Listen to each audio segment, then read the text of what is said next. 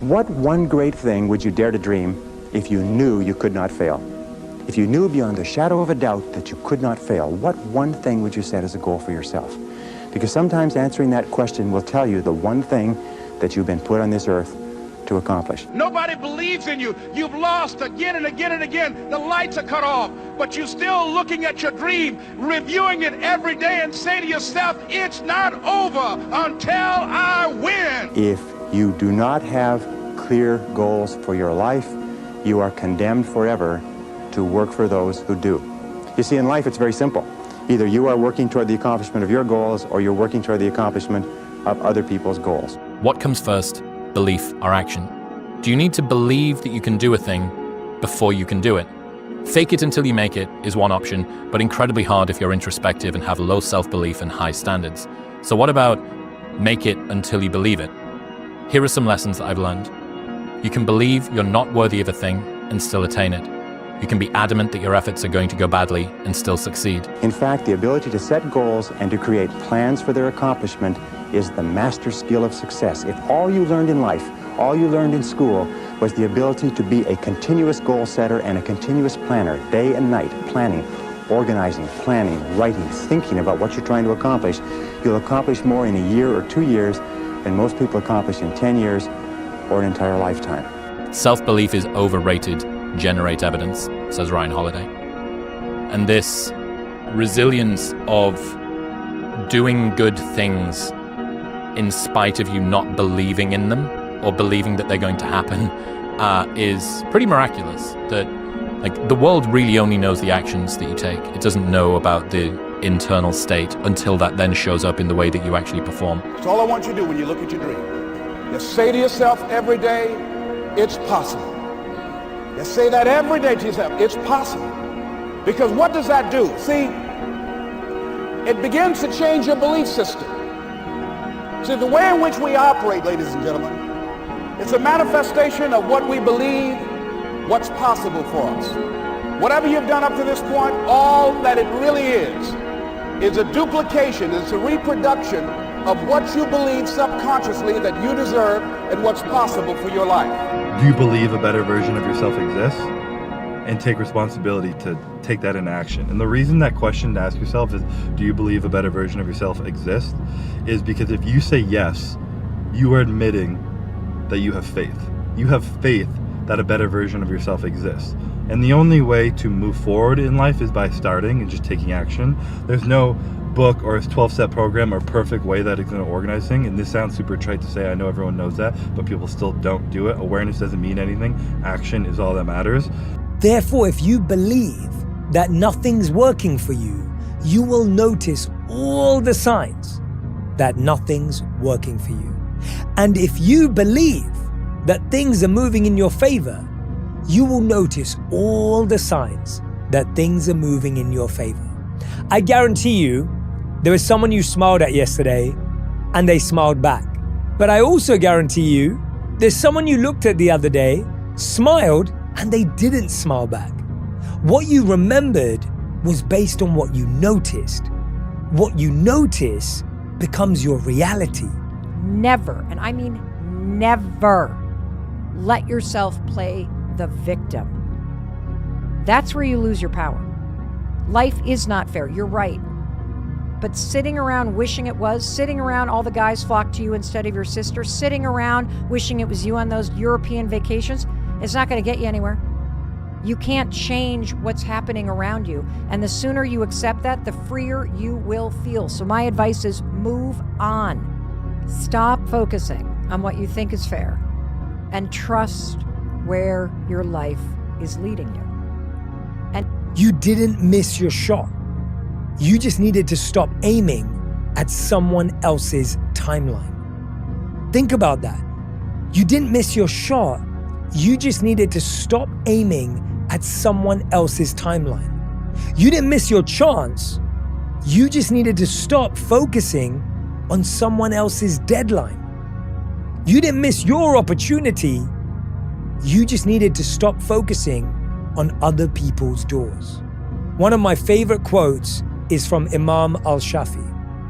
He said, "My heart is at ease, knowing what was meant for me will never miss me, and that which misses me was never meant for me. And so no one will ever know how hard you worked, and no one will ever care. And so you have to create another game or another story that allows you to succeed even when no one else cares, which is why you have to be the one who cheers for you when no one else is watching. Just know that no one will understand, and that's okay, because you know, and you're the only person whose respect you need to earn. And you're also the hardest person's respect to earn, because you know when you're bullshitting you. And I reflect on that always in my life and go, there was this time I was in Boston and I was running on a tread machine, and I always do 10 kilometers on this tread machine. I hit the button, 21 kilometers. And I was perplexed, absolutely perplexed. Every time I run 10 kilometers, I feel knackered. I ran 22 when I couldn't see the thing, and it was just a limiting belief, a wall I'd built, and I told myself that that was my limit. And we have drawn circles around ourselves, and those circles are determining how far we push, how far we aim, the things we decide to do, but they are just figments of our imagination.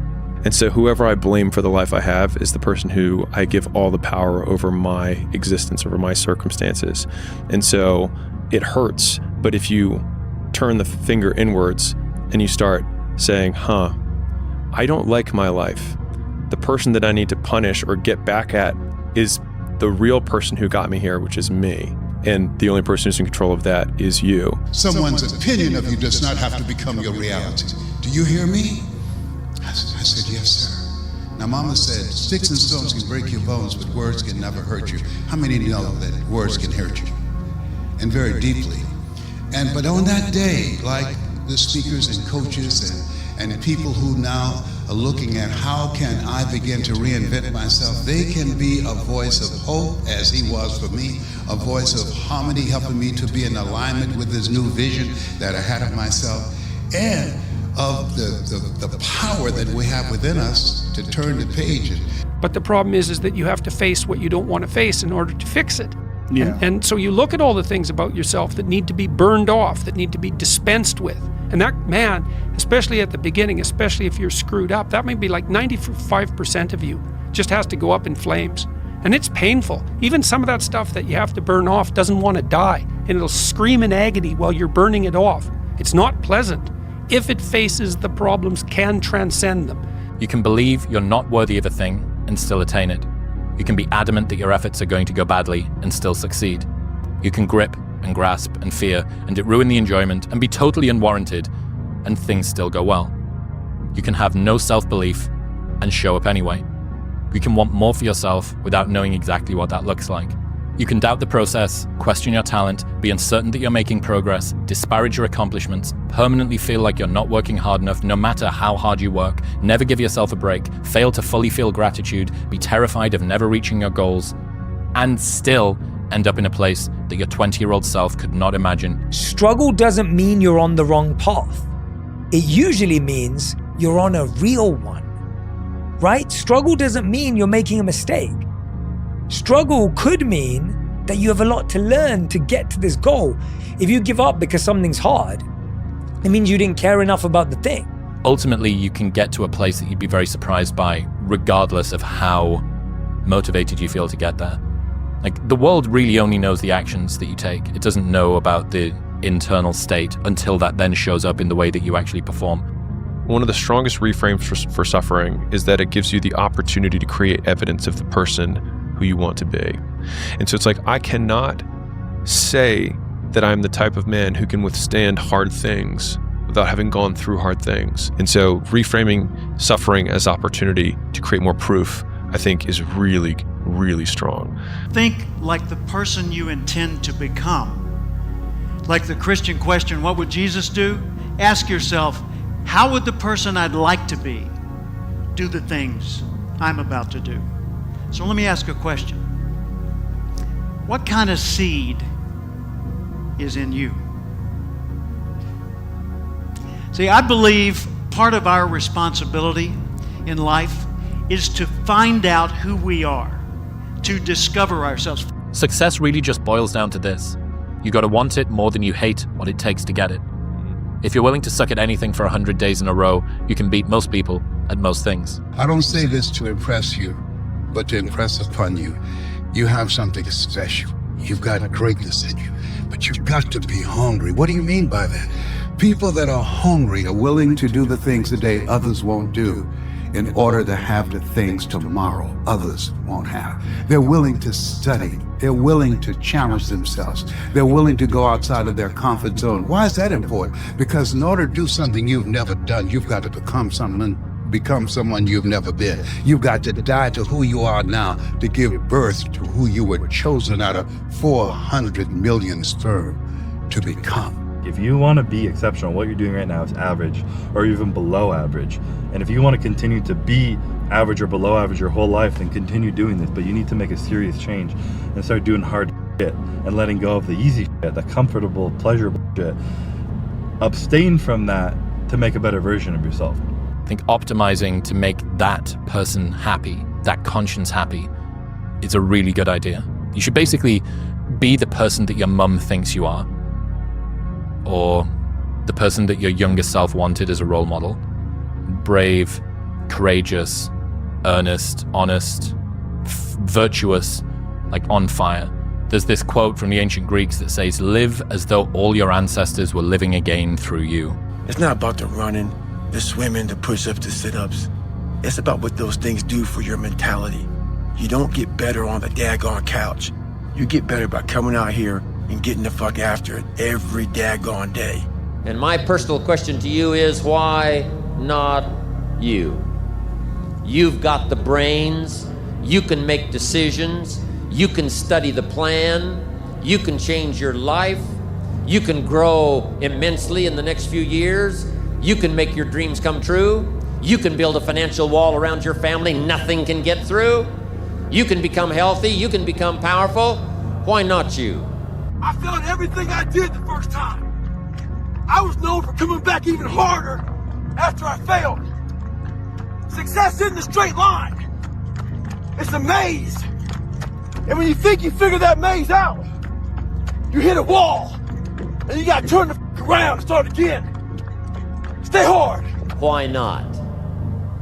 Why not see how much you can earn? Why not see how much you can learn? Why not see how many skills you can develop? Why not see what kind of person you can become? Why not see what kind of influence you can have?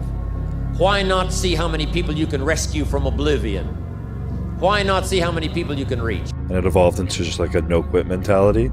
It's accepting these fears I have, this doubt I have, this everything that goes through my mind, but regardless of that, not quitting and not giving up on myself. No matter how hard is the time of what I'm going through and whatever shit I feel, I'm going to still put in the same work regardless of how I feel, and that's a champion mentality, because champion's not controlled by their outside circumstances. They control their own mind inside and how they act, and then the world goes on around them. Every morning when you get up, say over and over to yourself, do it now, do it now, do it now, I do it now, do it now. Whenever you have this tendency to procrastinate, program your subconscious mind with this automatic conditioned command, do it now, do it now, do it now. The key to overcoming procrastination is to develop a sense of urgency. Be the kind of person who gets things done quickly. Let me be very clear. I'll never give up. Never. Do you know that less than 2% of the population have a sense of urgency? And that there's not an example of a successful person anywhere who does not have a sense of urgency? That if you just develop a sense of urgency, when somebody gives you a task, that you get on it and do it fast, that alone will move you into the top ranks in a very short period of time. The rewards you get in terms of self-esteem and self-story, what you think of yourself, will be correlated to the size of the commitment you keep when no one is watching. So if you say to yourself, I'm going to do this, when no one is watching, we don't think it's important to keep those commitments. We think lying to ourselves is, there's no sort of punishment for that. I actually think the greatest consequence in life is not keeping commitments to yourself. And I think that compounds to, as we talked about, where does beliefs come from? I think it compounds as personal evidence, which is deposited in this instruction manual of who you are and how you behave and how you show up and what you're capable of. Stop waiting. Time won't invite you. You have to show up anyway.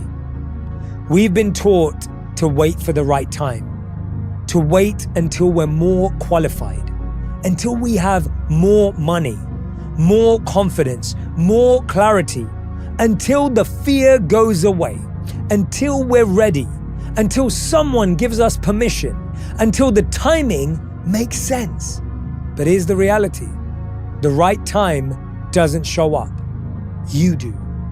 The timing won't feel perfect because you're not supposed to feel certain before you grow.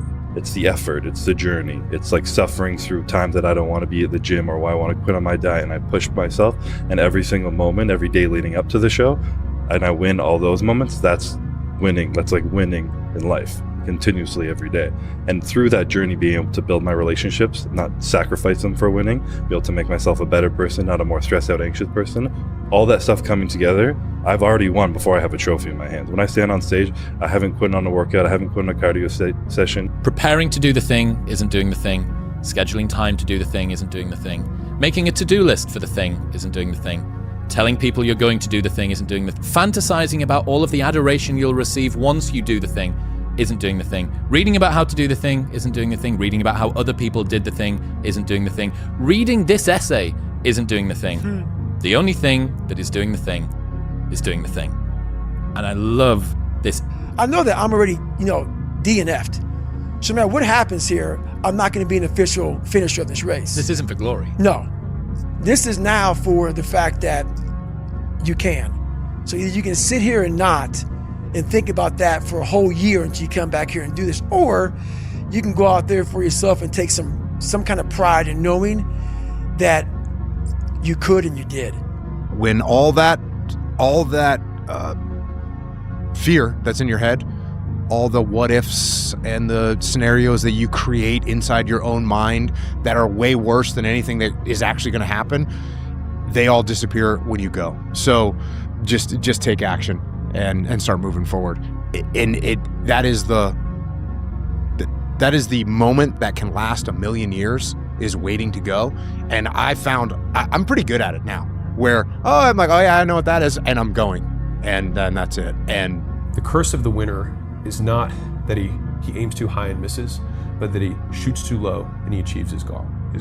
And I think that you can't have your own respect if you know that you left some in the tank, which is why going bigger and asking yourself, am I capable of this, is the only way that you can ever truly see. And you can only do that if you're willing to fail. But when you get up there and you knock your arrow onto your bow, you've just got to be like, oh, I'm going to slay this right now. And I started consciously thinking about that attack, that attitude of, hey, I'm walking up, I've trained, but now I'm going to just go slay this thing. And all that performance anxiety is gone. You go up, get confident. Yeah, I'm going to punch this thing right through that target. No factor. And you do it. And I think that's a good thing to think about when it comes to execution. Like, yes, be humble, be prepared, but when you knock that arrow, or you put your night vision goggles on, or you step into that meeting to do that presentation, you should be like, oh, I'm about to slay this right now. Well, I will not accept second best outcomes in my life. Ultimately, you will end up wherever is acceptable to you. You will get out of life whatever is acceptable to you. And there are certain things to me that are very, very important where I will not settle for second best. You can learn anything you want as long as you're willing to look dumb in front of other people for an extended period of time. I think the most underrated money-making habit is being willing to look stupid. Because one of the surest ways to never succeed in life is to avoid looking dumb, is to avoid failing. And what's really interesting about this is that risk is guaranteed. And so there's this thing that people have this misconception, this fallacy about how life works, which is they want to avoid risk. But the thing is that all great things come with risk. I'm gonna win wherever I go. Wherever I go, I'm gonna win. I don't care where I go. I don't give a damn what team I go to, I'm gonna win. I'm gonna win regardless. It don't matter. I think tonight proves that if you listen and you focus and you step out your comfort zone, you can achieve anything in life. Like I was nothing about 3 years ago. I'm here now. So I think if you listen and you focus and you just step out your comfort zone a little bit, who cares if you get embarrassed? Anything can be impossible. But it doesn't matter if a nuclear bomb went off, but all you see is a straight line, completely undisturbed by the things that are going around them. Because you can beat 99% of people without being smarter or luckier. but by being willing to endure pain and uncertainty for longer. It's hard for you, it's hard for everyone else. And most people avoid hard things, which is why you can beat most people by just trying and continuing to try. And the main thing is that I think most people don't even know what trying feels like. Damn, Ron, come on! What's the matter with you? Tomorrow. There is no tomorrow! There is no tomorrow! What's crazy is that the highest levels of effort are so rare amongst people that you can unlock most things in the universe with it by just really trying like your life depends on it. Because it does. Most of the time we know what we're supposed to do, we just have trouble doing it. Like, you know what you need to do to get a six-pack. You know what you need to do to build muscle. People already know this. Like, you don't need to know anything, and yet you haven't begun because you haven't really tried. So if you don't know what to do, the answer is to learn. If you know what to do, the answer is to do it. And if you're already doing it, the answer is to never stop. I'd say one of the strongest mental frames that has gotten me through my hardest times is thinking this will be the story that I will one day tell. And that means the harder it is, the bigger the dragon, the more epic the story, and by consequence, the more epic the hero. And if you think about the difference between winners and losers, winners define themselves by what they made happen, and losers define themselves by what happened to them. I think people are so constrained in their thinking of what level of effort is because they haven't considered what trading way more for that thing is. But they would be willing to trade far more for that thing if the trade were clear.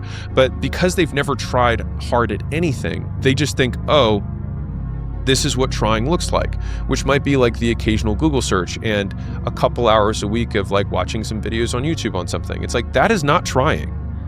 Like, that is not trying. Like, if you cannot count the amount of repetitions that you're having in the hundreds, that is not trying.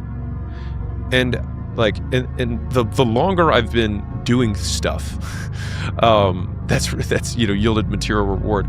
The greater my history of delay on me getting what I want with volume. And so it's like, I know that this thing, like everything in my life, volume negates luck. My plan didn't involve college. I'm out. I'm done. No more community. This is what I want to do. I got it. I've never been more excited about my future. This is it for me. How you gonna figure it out? I'm gonna figure it out though. I'm just gonna go down to the comedy clubs, and I've been winning the amateur nights. I think the amateur nights can help me pay for my rent because I was winning the amateur nights. I won a bunch of them in a row. In my mind, it wasn't hard. It wasn't gonna be hard because there was no other option. All my eggs were in this basket, and I was very happy with that choice. Are you settling, or did you move mountains? And it's just a great visual for me in terms of like, did you try, or did you move the world to make it happen? The only way that we're going to be able to get past this, and the way God is going to use me right now, is for me to stop talking about the pain, stop talking about what happened, and do something about it. And that's where I'm at right now in this moment.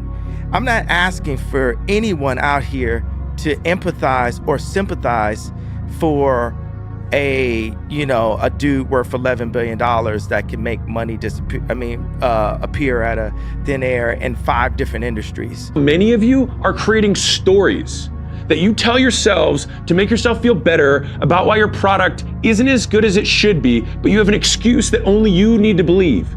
And you believe that excuse, so it excuses you from working harder on the stuff you know you should be doing but aren't. And that work, the work you know you should be doing but aren't, is the opportunity, because that is the work that your competitors also aren't doing. And I'm telling you from the bottom of my soul, it is so easy to beat people today. They are so soft. They have no work ethic. No one can stick with anything. Everyone's distracted. They're on social media. They're counting their notifications because they can't stick with shit. They can't say no. Nobody cares about you more than you should care about yourself. And nobody is giving you the roadmap to like the wins. You have to go find that information. You got to go discover it. You gotta want to get it. You gotta want to do it. And that is the work that no one will do.